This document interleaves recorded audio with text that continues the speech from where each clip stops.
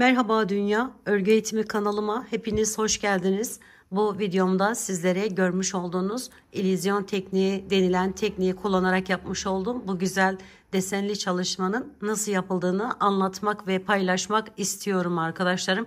Umarım sever ve beğenirsiniz. Böyle hırkalardan battaniyelere varana kadar dilediğiniz her türlü örgüde rahatlıkla kullanabileceğiniz, yapımı da çok zor olmayan bir model, bir çalışma arkadaşlarım. Şimdi gördüğünüz gibi düz ve haroşeden oluşan bir çalışma, yani ters örgüden oluşan bir çalışma. Sayılarına riayet ederek böyle yaparsanız arkadaşlarım, bakın böyle şahane bir görüntü elde edebilirsiniz. Normalde baktığınızda bu şekilde gözüküyor, ancak hafif böyle oynattığınız zaman illüzyon oyunları ve böyle bir güzellik ortaya çıkıyor arkadaşlarım. Şöyle arkasını da göstereyim sizlere. Arkası da bakın, arkada daha net bir model görünüyor. Şimdi bu modeli yaparken ben kar topunun, şöyle göstereceğim şimdi size. Kar topu melenge wool isimli ipleri kullanarak yaptım arkadaşlarım. Bu küçük şişleri kullanmıştım. Ancak yetmediği için biraz büyük parça oldu. O yüzden diğerine takmak zorunda kaldım. 4 milim şişler kullandım arkadaşlar. Bu ipi yaparken. Şimdi ise biraz daha böyle kalın Alize'nin Superlana Maxi isimli şu ipleriyle sizlere anlatacağım. Kullanacağım şişlerim 5 milim olacak arkadaşlar. Evet, hemen yapımına geçelim. Öncelikle daha önce birkaç tane daha bu şekilde model var arkadaşlar kanalımda. Ondan bakıp onlara da bakabilirsiniz. Şimdi burada arkadaşlar şu sayıya riayet edeceğiz. 5, 13, 5, 13, 5. Yani bu şekilde devam ediyor. 5, 13, 5, 13, 5, sonu 5 ile bitecek arkadaşlarım. Ve kenar ilmek olarak da 2 tane de fazladan ilmek atacağız. Şimdi ben size şurayı anlatmak istiyorum. Dolayısıyla 13 artı 10, 23, 24, 25 tane ilmek atacağım arkadaşlar. Şöyle ipimi hangi boyutta, bunu yeni başlayan arkadaşlarım, bilen arkadaşlarım bu kısımları geçebilir. Ne boyutta bir iş yapacaksak şu ipi biraz fazla bırakın ki sonra sıkıntı yaşamayın. Şu şekilde alarak ilmek toplamaya başlıyorum. Evet, 2, 3, 4, 5.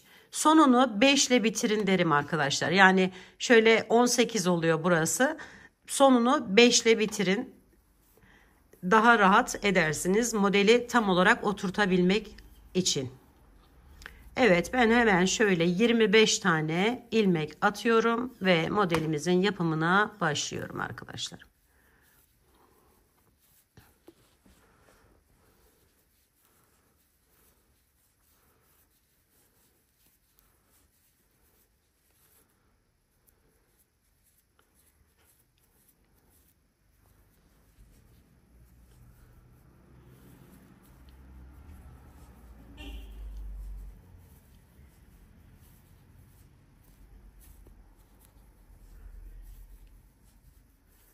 Evet, 25 tane toplamda ilmek attım. Şimdi ilk sırada hemen şu şekilde, burası arkası, genelde arkadan işlem yapıyoruz arkadaşlarım. Ama bu ilk sıra olduğu için hepsini düzden bu şekilde örerek, bakın şöyle alıyorum ve düz örgü olarak devam ediyorum. Ön tarafta ters örgü, yani haroşa örgü elde ediyoruz böyle yaparak.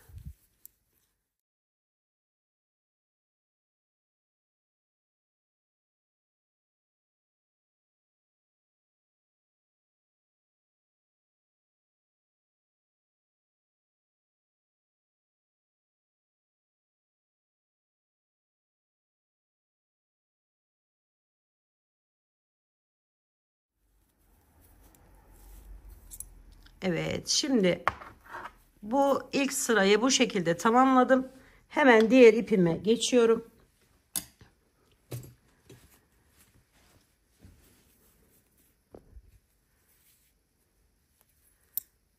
Şöyle giriş yaptım kenardaki ilmekten ve düz bir şekilde onu alıyorum.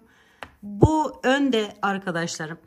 Hiçbir işlem yapmadan bütün ilmekleri aynı arkadan gelirken yaptığımız gibi yaparak, yani düz örgü yaparak örüyoruz.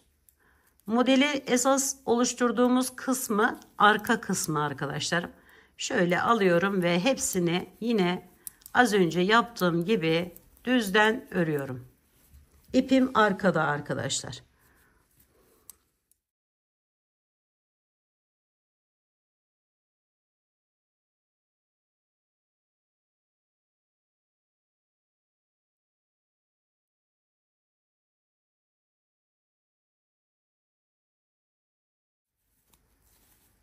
Evet, şimdi geldik arka kısmına, modelimizin yapımına başlıyoruz.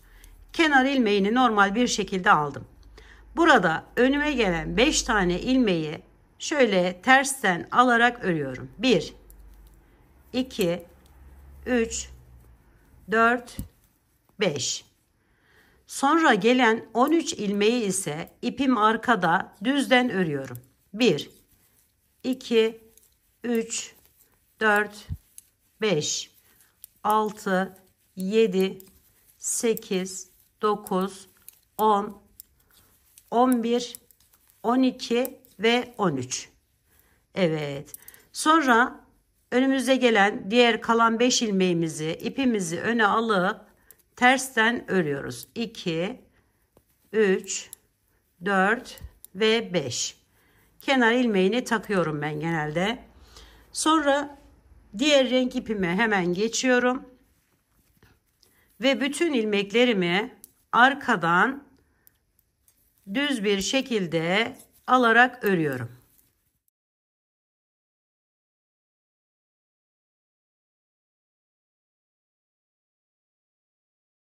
Önde arkadaşlarım hepsi aynı.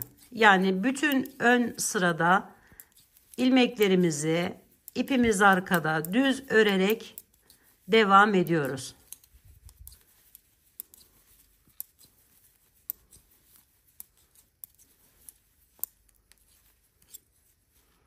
Şimdi az önce krem rengi iple yapmış olduğum yerleri tam tersi işlemini yapıyoruz.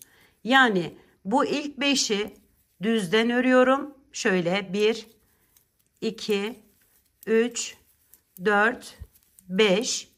Bu 13 ilmeği ise tersten örüyorum arkadaşlar. İpimizi öne alıyoruz. 2, şöyle 3, 4, 5, 6, 7, 8, 9, 10, 11, 12 ve 13.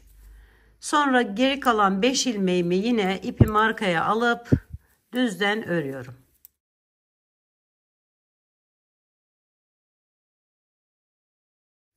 Hemen diğer rengimi aldım ve düz bir şekilde bütün ilmeklerimi örüyorum.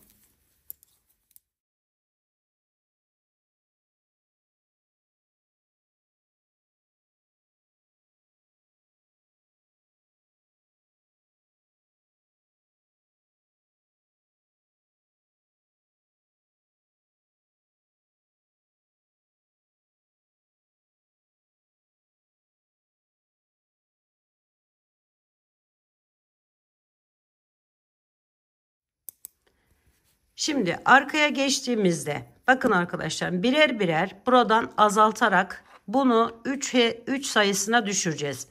Bu 3 sayısına düşmeden bir önceki 5 sayısında tekrardan yeni bir yer başlayacağız. Burası yarım olacak şimdi, hani yarım başladığımız için. Şimdi burada az önce 5 bıraktığımız, şöyle bakın göstereyim. Ters olarak 6 tane ilmeği örüyorum. 1, 2, 3, 4, 5, 6. 6 ilmeği tersten ördüm. Ortada 13 tane ilmeğim vardı. Birer tane kenarlardan azalttığım için 11 tane düz bir şekilde örüyorum. 1, 2, 3, 4, 5, 6, 7, 8, 9, 10, 11. Yani 13 sayımızı 11'e düşürmüş olduk. Bu diğer 6'yı ise yine tersten örüyorum arkadaşlar. 2, 3, 4, 5, 6. Evet, diğer rengimize geçelim ve düzden arkaya geçiyoruz. Krem rengiyle düz ördüklerimizi ters, ters ördüklerimizi düze örerek bu rengimizle devam edeceğiz. Arka sırada tabii arkadaşlar. Ön sırayı normal örüyorum.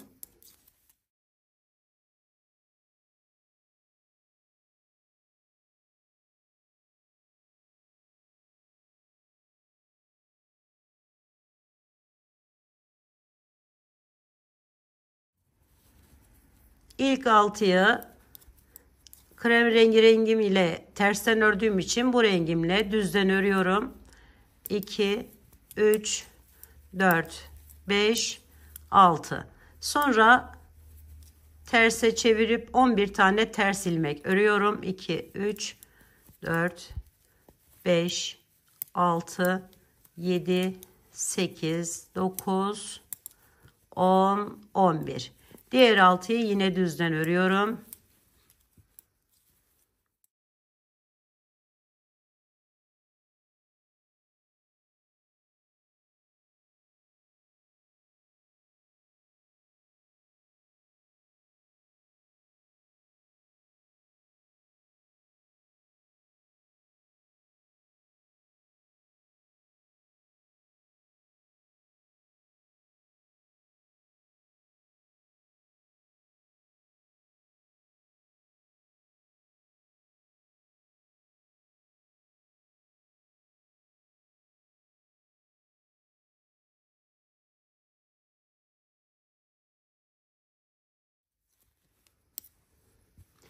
Şimdi arkadaşlarım 7'ye çıkartıyorum sayıyı. Şöyle tersten 7 tane ilmek örüyorum. 1, 2, 3, 4, 5, 6, 7. Ortadaki 11 olan yerimi sayısını ise 9'a düşürüyorum. Düzden örüyorum. 1, 2, 3, 4, 5, 6, 7, 8, 9. Diğer 7 tane ilmeğimi yine ipimi öne alarak tersten örüyorum.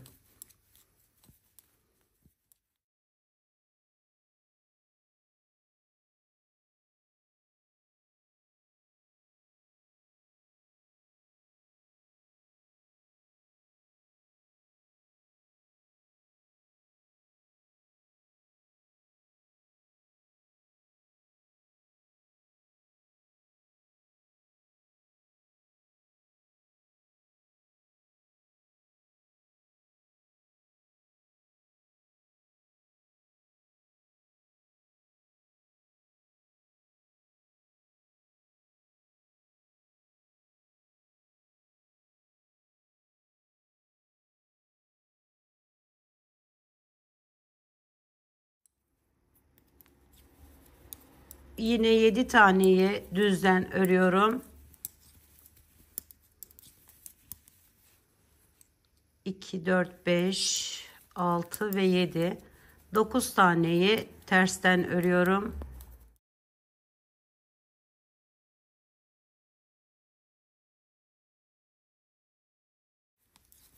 Yedi taneyi düzden örerek öne geçiyorum.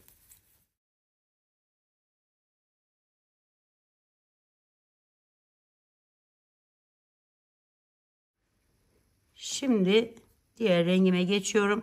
Bu sayıyı 9 olan sayıyı 5'e düşüreceğiz arkadaşlar. Şimdi 7 olacak. 7 ile devam edeceğiz.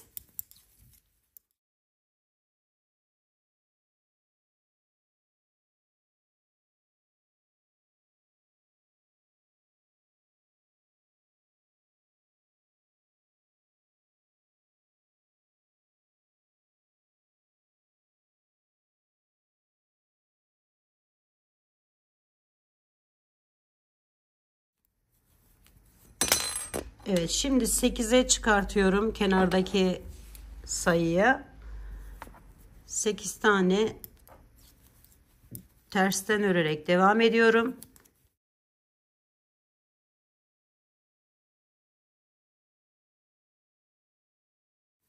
Dokuz olan, ortadaki düz olan 7'ye düşürüyorum. 1 2 3 4 5 6 ve 7.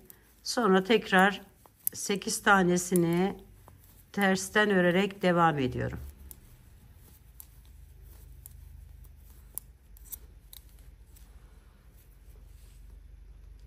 Diğer rengimi aynı şekilde tam tersini yaparak devam edeceğim. Arka sırada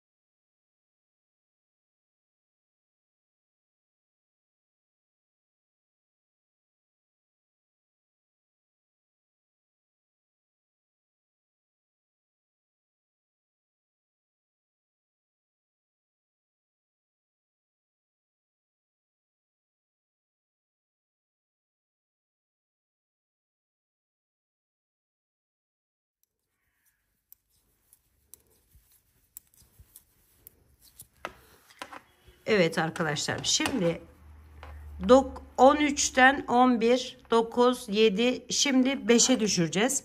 Burayı 5'e düşürürken bakın şöyle göstereyim. Burayı 5'e düşürdüğümüz zaman bu ortadan yeni bir yer açacağız. Yani bu devam ediyor olsaydı bu ortadan olacaktı. Şimdi yarım olacağı için şöyle göstereyim. Şuradan yeni bir yer başlayacağız. Şöyle arkaya geçelim. Bununla arkadaşlar şuradan 5 yapacağımız yerden şöyle burayı 2, 4, 5. Bakın bu beşliği yapacağız. Buradan sayıyorum. 1, 2, 3, 4, 5. Bu 5 ilmeği düzden devam edeceğim. Buraya yeni bir yer açacağım arkadaşlarım. Bu üçlüye 4 olan yere. Şimdi ilkini yine şu şekilde alarak tersten örüyorum. Burası önemli arkadaşlar. Sonra yeni bir yer açacağım. 3 ile başlayacağım için 1, 2, 3. Düzden ördüm. Önde ters oluyor arkadaşlarım. Arada 5 taneyi tersten devam ediyorum. 1, 2, 3, 4 ve 5. Şimdi bu 5'i de düzden örüyorum. 1, 2, 3, 4, 5. Burası çok önemli arkadaşlar. Sonra tekrar arkaya öne alıp ipimi 5 tane tersten devam ediyorum. 1, 2, 3, 4, 5. Buraya 3 tane 1, 2, 3. Düzden ördüm. Son biri yine tersten örerek diğer rengime geçeceğim. Şöyle göstermek istiyorum arkadaşlarım. Bakın. Şuranın başlangıcı, yani şurayı bu kenarlardan başlamış olduk. Şuralardan başladık arkadaşlar. İki kenarda bakın böyle yerimiz var. Siz yaparken de oluşacak bunlar. Ve bunu da ayırmış olduk arkadaşlarım. 5 tane buradan geliyor, 5 tane buradan geliyor gibi düşünebilirsiniz. Şimdi buradan diğer rengim ile aynı. Hani onu ters yaptıklarımızı, düz ördüklerimizi tersten örerek devam edeceğiz. Bu ikinci rengimiz, yani kahverengi olan rengimiz hiç değişmiyor arkadaşlarım. Hep krem renginin tam tersi işlemi yapıyoruz arka sırada.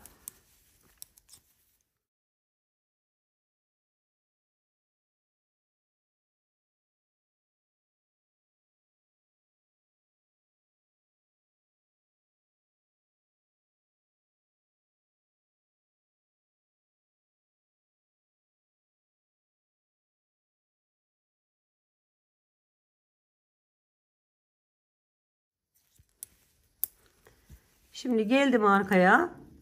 Burayı da söyleyelim arkadaşlarım. Şöyle aldım. Bunun altı düz. Bakın krem rengi olan rengim düz olduğu için bunu hemen şöyle düzden örüyorum. Tersi olması için bu tarafta. Şöyle açayım. Şimdi ise buraya 5 tane ilmeği tersten örüyorum. Ön tarafta düz olacak. 3 tane ilmeği 2 3 tersten ördüm. Bakın ön tarafta düz oldu. 3 tane krem rengi tersim var bu tarafta. Şimdi bu rengim de düzü oldu. Şimdi 5 tane düzden örüyorum. Ters olacak ön tarafta. 1 2 3 4 5. Evet, bu ortadaki beşlimiz. Buraya da hemen ipimi öne aldım ve tersten 5 tane ilmek örüyorum. 2 3 4 5. Sonra tekrar 5 tane düzden örüyorum. 2 3 4 5. Sonra 3 tane yine tersten örüyorum. 1 2 3. Son biri düz ördüm ve diğer rengime geçiyorum. Şimdi burada iplerim birbirine birazcık karıştı. Yine diğer rengimi aldım şöyle ve bunu hepsini düzden örerek arkaya geçiyorum.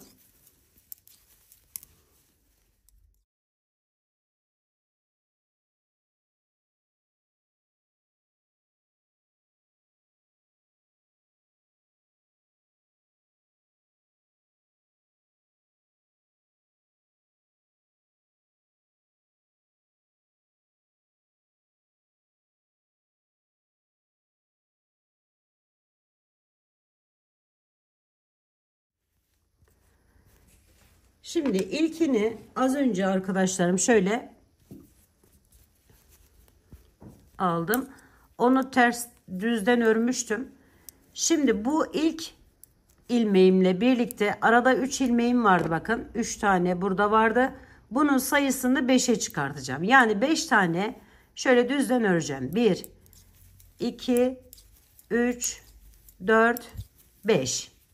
Evet, 5 tane düzden ördükten sonra araya 5 tane 1 2 3 4 5 şöyle tersten ördüm. Ön tarafta düz oldu arkadaşlarım. Bakın bu bir alt sırada gördüğünüz bu beşlinin, bakın şimdi 3'e düşüreceğiz buranın sayısını. Şöyle 3 tane düzden örüyorum. 1 2 3. Sonra 5 tane tekrar tersten devam ediyorum. 1 2 3 4 5. Sonra bunların hepsini şöyle düzden örüyorum. Ön tarafta ters olarak çıkacak. Yani üçlü sıramızı yapmıştık. Şimdi beşli sıramızı yapmış olduk. Evet, gördüğünüz gibi 5'i buraya aldık. 3 burada, 5 burada. Şimdi tam tersini yapıyoruz diğer renk ipimizle. Hemen ona geçelim şöyle.